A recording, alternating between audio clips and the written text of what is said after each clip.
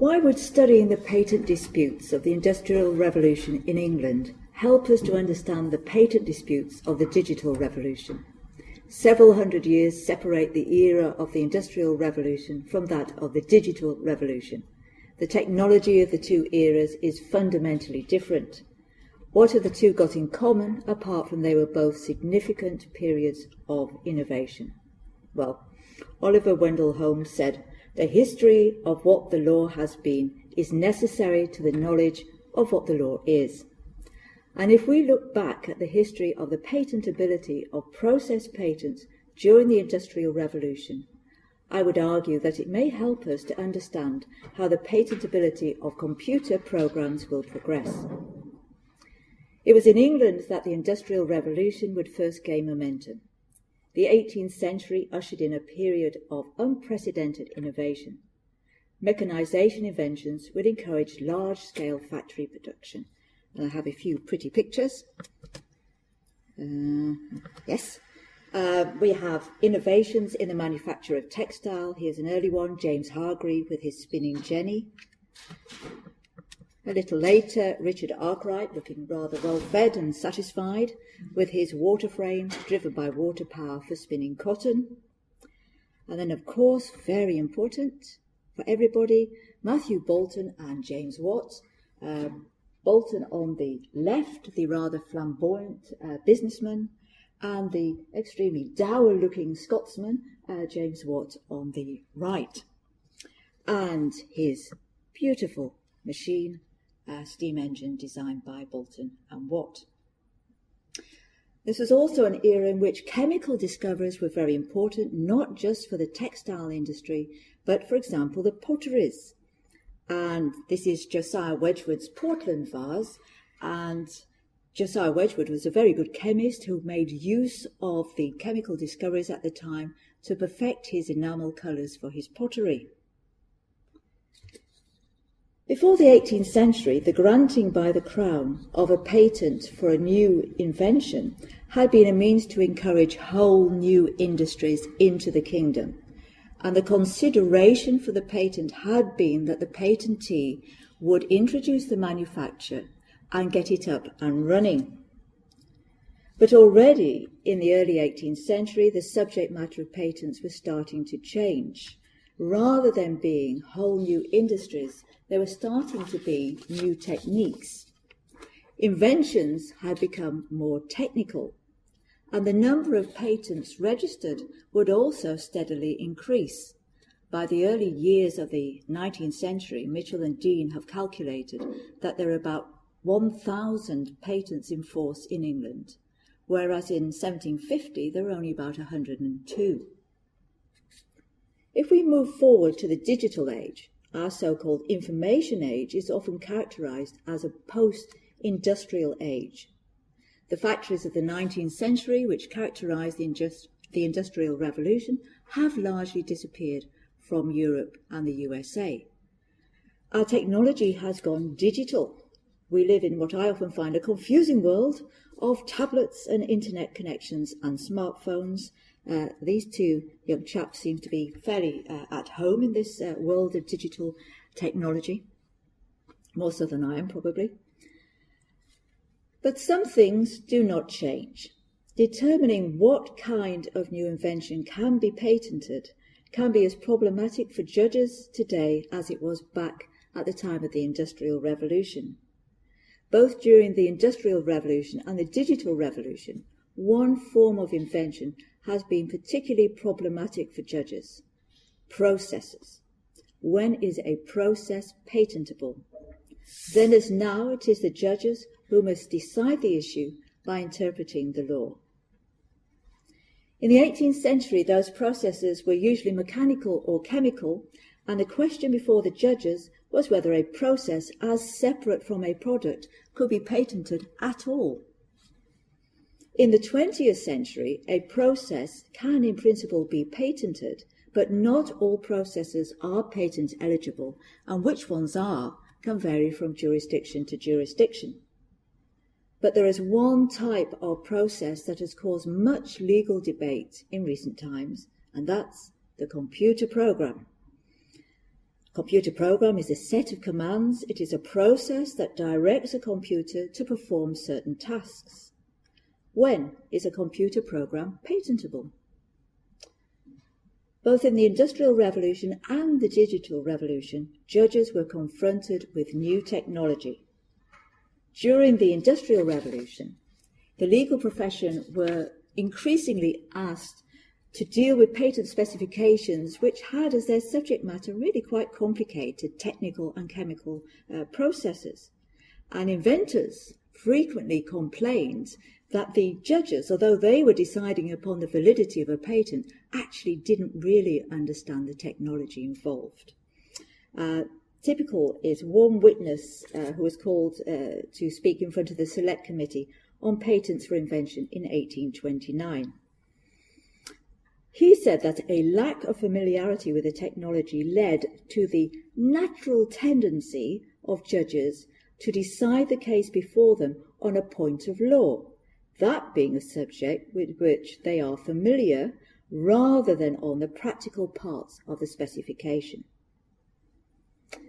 Similarly, in the 20th century, judges were confronted with a new form of technology, digital technology. What was the nature of software? Was a computer program simply coded information? Could a computer program be goods?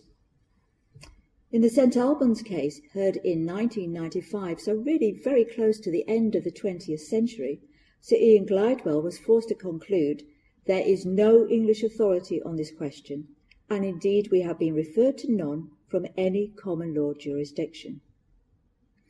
In an earlier hearing of that case, Justice Scott Baker had been, quote, of the view that software probably is goods within the Act.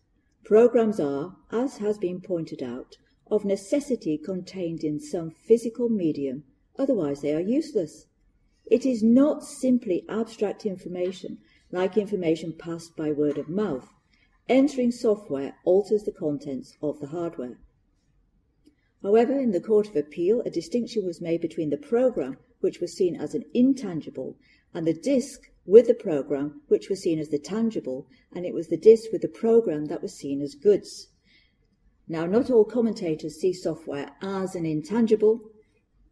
It has magnetic patterns, it has electronic impulses. With respect to the patentability of computer programs, Philip Leith points out that in software-related inventions, the physicality of the invention was central to the success of the early UK applications. A physical machine had to be somewhere at the heart of the patented invention.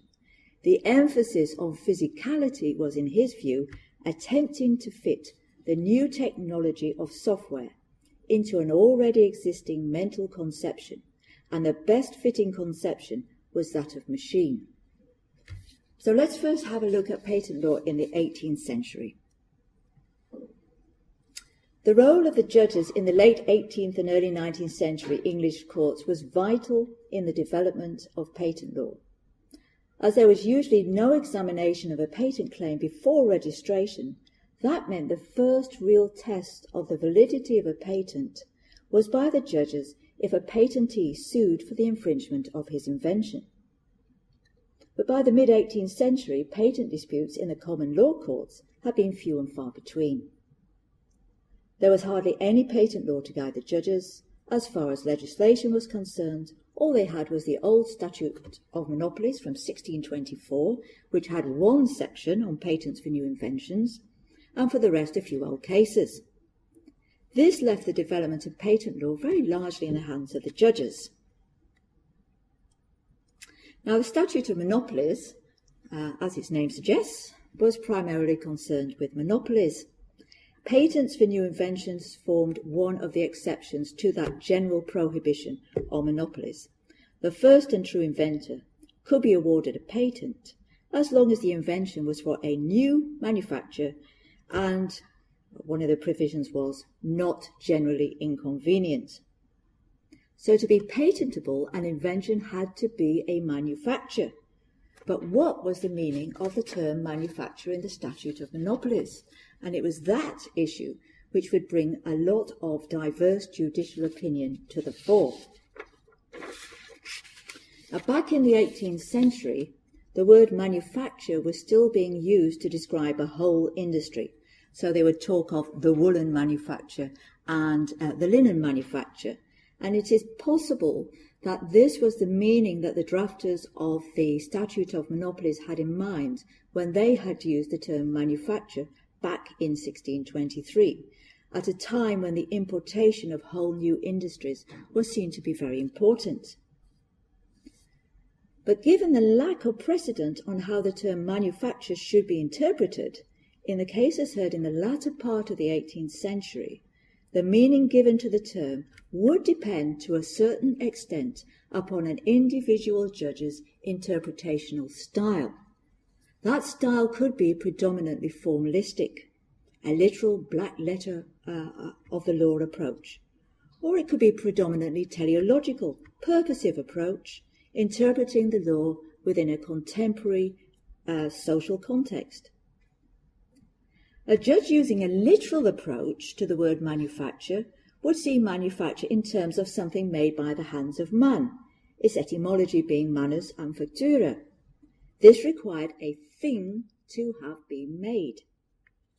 On the other hand, a judge adopting a purposive, teleological approach was more likely to recognize that many patents had been granted for methods already, that these methods were of great value to industry and therefore to the country, and should therefore be equally deserving of protection as was a material thing. Now, whether there could be patent protection for a process as separate from a product was considered in great detail in the case of Bolton and Watt and Bull in 1795. Now, that was one of the cases dealing with the James Watt's patent for the steam engine.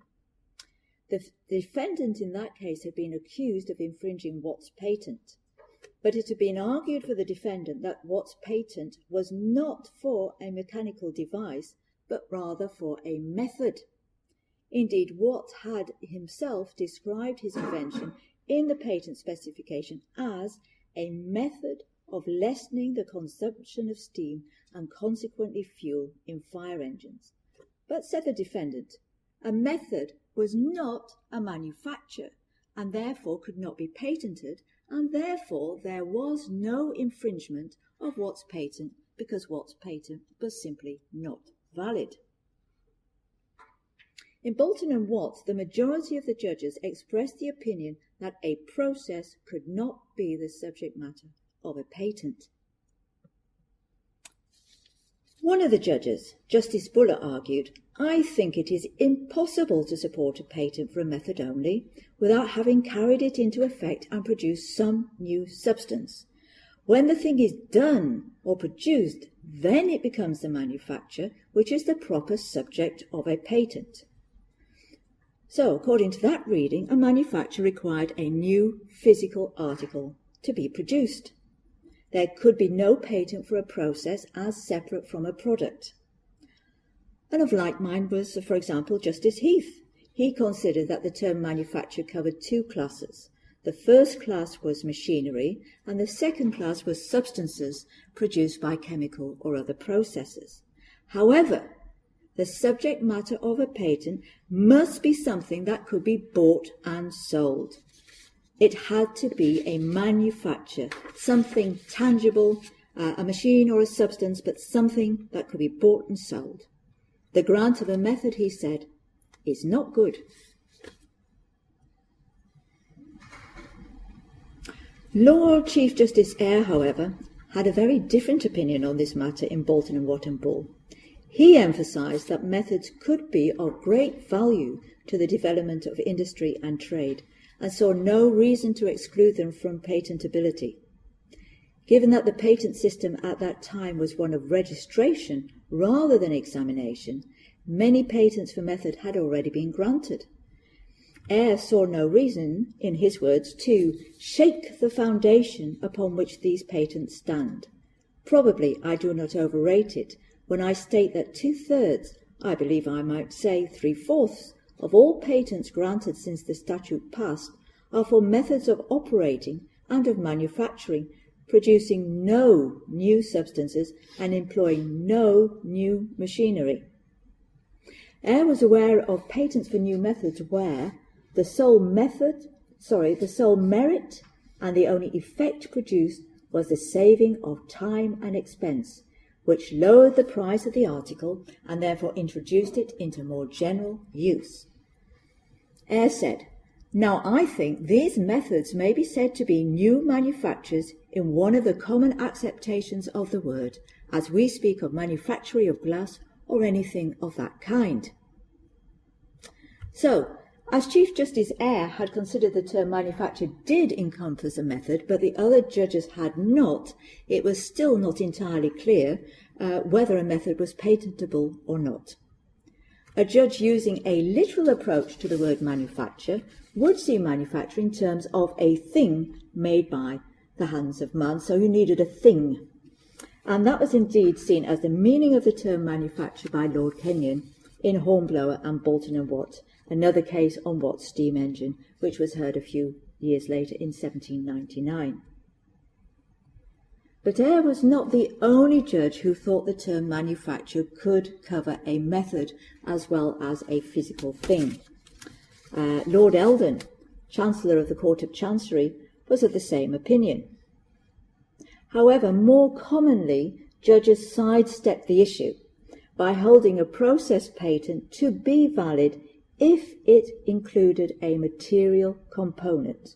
So any instruments that had been built to put the process into effect would be seen as the manufacture, although those instruments were only relevant to carrying out the process itself.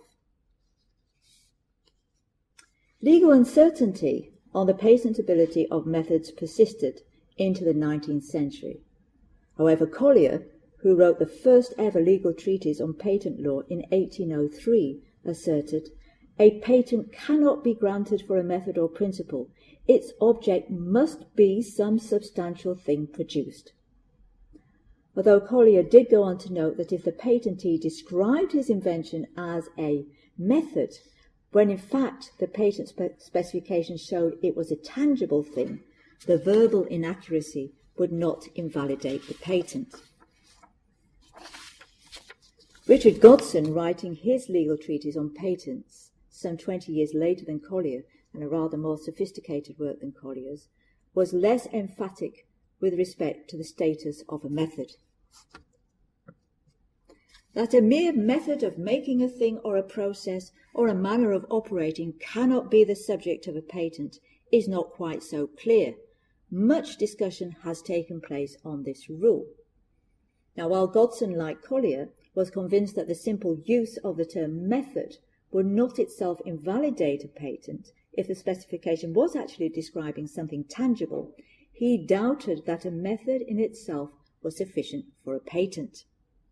A process cannot be a manufacture within the meaning of the statute, because it is destitute of one of the qualities absolutely necessary to be found in a new manufacture or subject proper for a patent: materiality. The description given by that very learned judge, ARCJ, is not of anything that can be made. There is nothing corporeal, nothing tangible, nothing that can be bought or sold. No instrument by which the supposed benefit is produced, and which might, as an article of trade, be purchased and used by another person.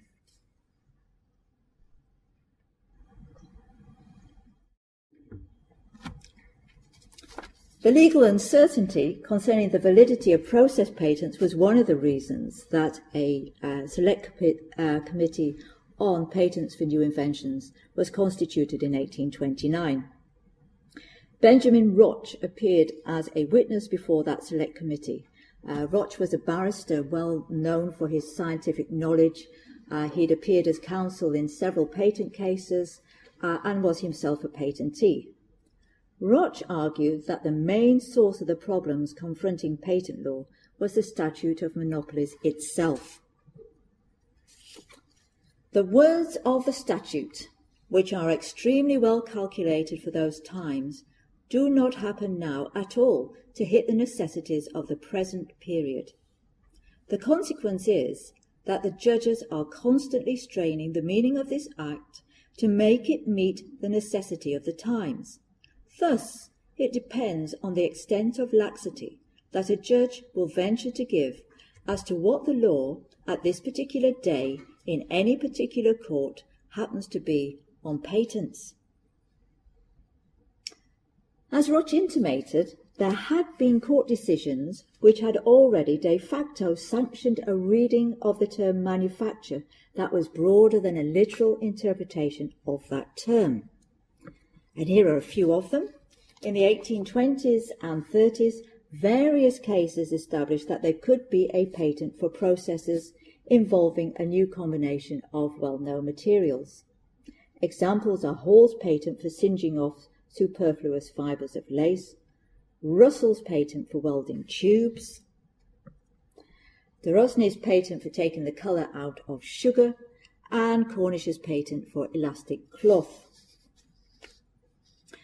A change in a process which enabled a product to be made more efficiently or more economically had been implicitly accepted by these judges as constituting the manufacture.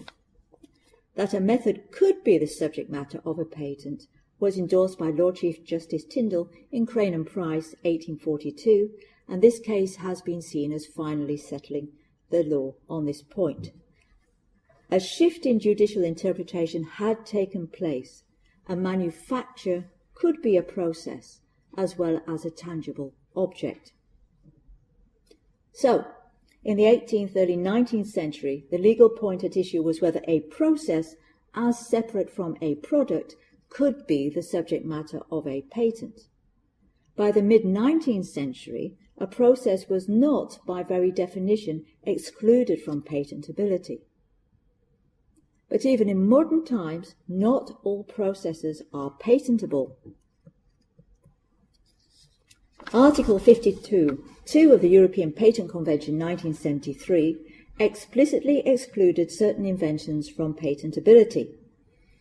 Invented processes excluded from patentability included a mathematical method, a business method, and a program for a computer as such. Now, a computer program can be seen as a process, as it is the computer program that instructs and directs the hardware. The patent legislation of European states, like the United Kingdom but also the Netherlands, was modelled upon the EPC, and these exclusions were therefore incorporated into national patent statutes. Yet the legal debate on the patent eligibility of computer programs would prove to be far from over. The approach to the protection of a computer program adopted in Europe would be to consider it as a literary work and hence protected by copyright. But programmers often found copyright protection insufficient. Yes, it would prevent someone else from copying the original expression of the source code and the objects code, but it was often possible for a programmer to work around the copyright protection. A programmer could implement a program's functionality in different ways, avoiding copyright. And indeed, the Court of Justice of the European Union has just ruled that only the expression of the source code and the object code are protected by copyright, not the functionality of a computer program, nor the programming language. In the case of software-related inventions, a patent, on the other hand, would give an exclusive right to apply the idea.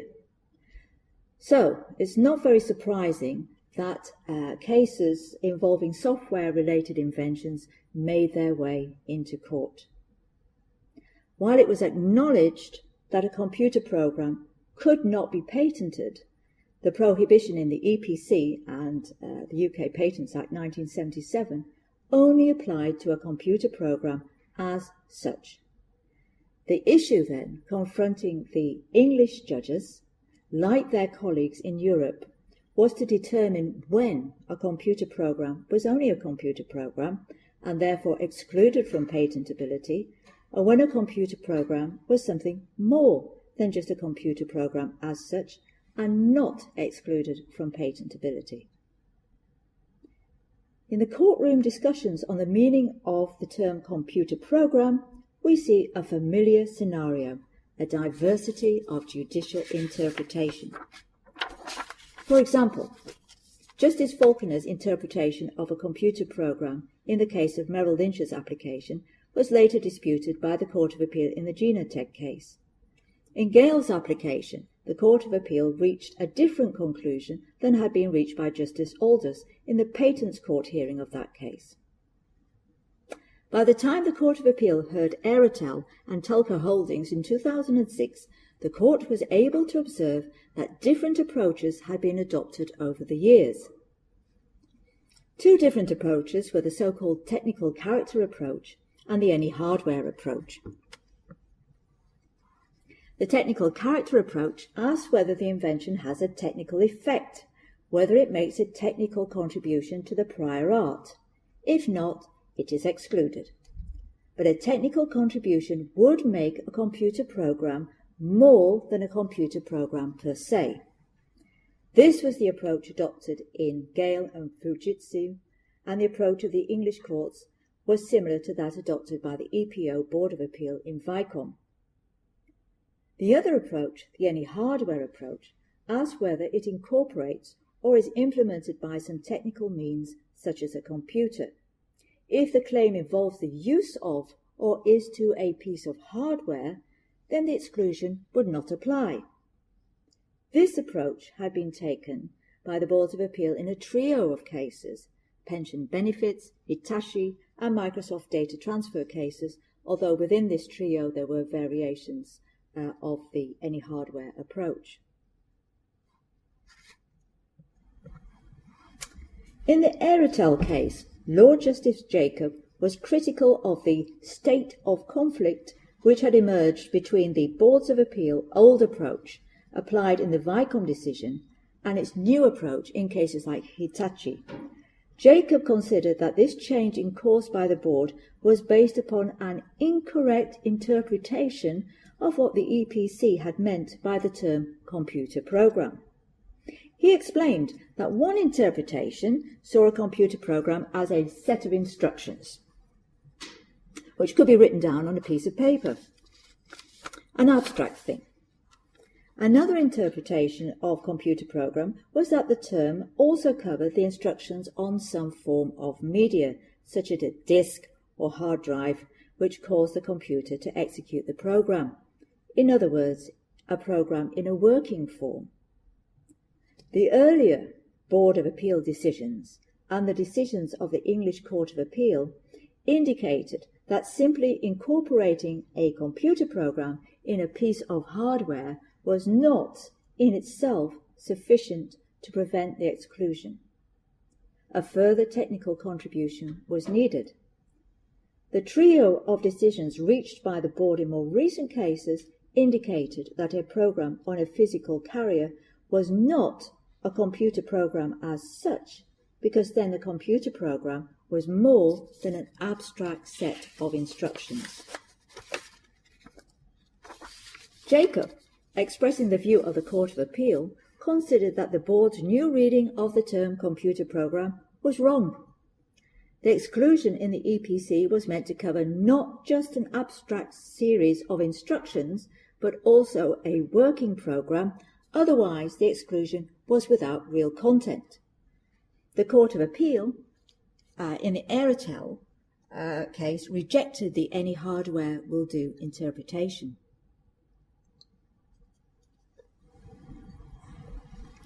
The patentability status of software-related inventions had become increasingly confused. That confusion was acknowledged in the Astron Clinica case heard in the Patents Court in 2008. Justice Kitchen reviewed this history of conflicting interpretations. He pointed out that the criticism of the English Court of Appeal in the Aerotel case with respect to recent decisions by the boards of the EPO, quote, is directed at the any hardware will do approach and the return to form over substance with a drawing of a distinction between a program as a set of instructions and a program on a carrier. In short, he said, the board appears to have found that any program on a carrier has a technical character and so escapes the prohibition in Article 52 following Hitachi. But he also made a particularly interesting remark. He considered that the board was clearly influenced by the apparent illogicality of allowing claims to a suitably programmed computer and to the method performed by the computer, so programmed, but not to the program itself. Up to the present day, there is still no one standard interpretation of Article 52 EPC. Comparing the process disputes in the Industrial Revolution and the disputes on the patentability of computer programs, several observations can be made. Each statute brings to the fore its own interpretational difficulties for judges. English judges in the 18th century had to develop the legal concept of what constituted a manufacture in the Statute of Monopolies 1624. English judges in the 20th century had to develop the legal concept of what was meant by a computer program as such in Article 52(2) EPC, which formed the basis for Section 1, subsection 2 of the Patents Act 1977. The law relating to the patenting of new inventions was in its infancy in the 18th century. With little in the way of developed law to guide them, it was left to the judges to try to determine whether methods were a manufacture and hence patentable. The dominant interpretation in the 18th century that a physical object was required to constitute a manufacture would give way by the early 19th century, as the courts de facto accepted a process could be patentable. So too, in the early years following the implementation of the Patents Act 1977, there was no well-established body of case law to help judges determine the nature of a computer program. Judges would disagree upon when a computer program was a computer program as such, as judges applied different approaches.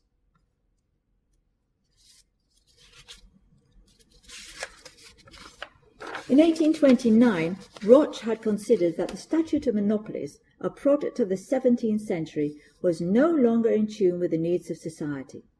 He considered that the legal uncertainty had arisen because judges were straining the meaning of the Act to make it meet the necessities of the times.